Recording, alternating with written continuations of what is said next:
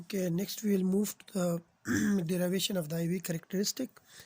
As we know that at equilibrium, when the junction is formed, after the formation of junction, we have a space charge layer developed between the P and N region. So on the P side we have negative ions, on the N side we have positive ions, while away from the depletion region on N side we have the electron as a majority charge carrier, and the P side we have the holes as a minor majority charge carrier. So at equilibrium the electric field is concentrated at the space charge layer, which is from positive ion to negative ion.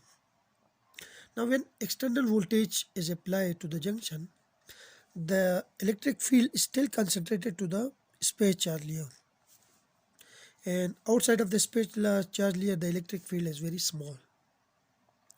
So in the forward case, in the forward bias case and in the reverse bias case, we use the same equation which we derived before. The current density, the total current density, or the current density due to the flow of electron, which is equal to Jn, which is equal to Q times mu n times Ne plus Q times dn into dn over dx,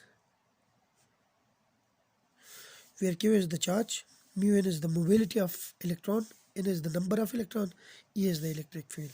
Similarly here dn is the diffusion coefficient in the n region, and dn over dx is the rate of change of electron or carrier concentration or carrier variations. Now at equilibrium this is equal to 0. Similarly for the whole current density will be equal to, we have Q mu P, and we have the P times E plus Q times dP into dP over dx, so which is also equal to 0. Now these are the two equations which we already derived in our previous lectures. So next I will consider this equation. This side is equal to 0. From this I can get mu P, which is this one, and I bring this dP to this side, so we have dP, which is equal to into Ex into E is equal to 1 over P dP over dx. I think there is a negative sign also. Yes, there is a negative sign. So if I rearrange this equation, I get this formula. I can write it as mu P over dP, where electric field is position dependent now. It's stronger in the space charge layer and it is weaker outside of the space charge layer. So I will put it as a function of x, which is equal to 1 over P, which is also a function of x, and we have dP over dx. We already derived this relation also. By using the Einstein relation, I think, which is equal to mu P over dP, which is equal to Q over KT, sorry. Yes. So instead of this factor, I replace this by this factor. I get Q over KT into E of x is equal to 1 over P of x, and we have dP over dx. But we know that E is equal to negative gradient of the potential, or E is equal to minus dV over dx. V is a function of x. So I replace this here and I get Q over KT with a negative sign here, and we have dV of x over dx is equal to 1 over P of x dP over dx. Now the solution of this equation we already did in the class. The solution of this equation is minus Q over KT into V of x is equal to natural log of P of x plus a constant of integration. Now this equation relate the potential and hole concentration. Like on this side we have the potential, on this side we have the hole concentration. And this relation can be used to find the potential and carrier concentration in the spatial layer. Like we can either calculate the potential or the carrier concentration P of x on the spatial layer. Now C is the constant of integration, and we have to calculate its value now. This is unknown quantity in this equation, which we want to calculate now. Now, by using some boundary condition, we will evaluate its value, or we will get its value. We consider two boundary points of the spatial region. Like here we have a spatial region, so let's suppose this is x is equal to 0, okay, and this is x is equal to minus x p naught deep inside the spatial layer, and this is x n naught. Now at x is equal to x n naught, like in this point or somewhere here, we replace this equation by minus q over kt, and we have v, which is a function of x n naught. Now x n naught is equal to ln p n, which is a function of x, so I replace it by x n naught plus c. And at x is equal to x minus xp, at x is equal to minus xp naught, like somewhere here, this equation become minus q over kt into v of minus xp naught is equal to natural log of p of x minus xp naught, and plus c. Now from this equation I can write it as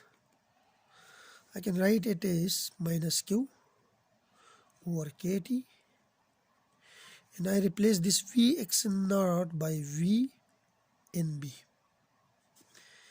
is equal to natural log of p of x n naught plus c.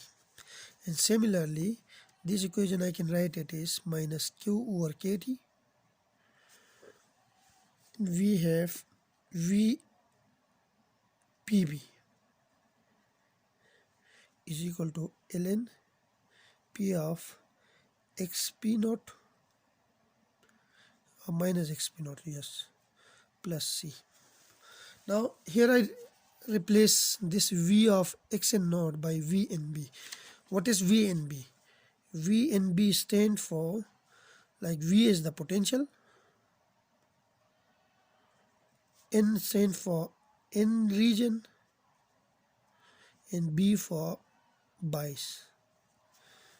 Like v and b is the potential of inside under bias, and similarly vpb, v is the potential, p is the p region, and b stand for the bias. So vpb is the potential of p region under bias.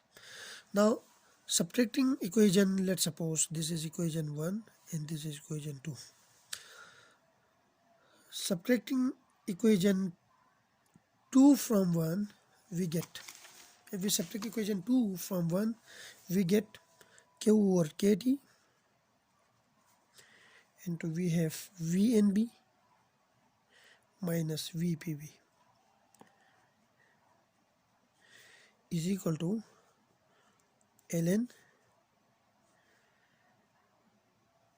p of minus xn naught, xp naught minus ln p of xn naught. We can write it as q over kt vnb minus vpb is equal to natural log of p of minus xp naught over p of xn naught. This is the whole concentration in the n region. P region, and this is the whole concentration in N region. So this is the majority charge carrier and this is the minority charge carrier. Now next we replace this factor where VNBN minus VPB. It's the potential difference between P and N region under bias, and we know that under bias the potential difference are the barrier height. Basically this represents the barrier height, Q times this. The barrier height is, in the previous lecture we did it, which is Q V naught minus V.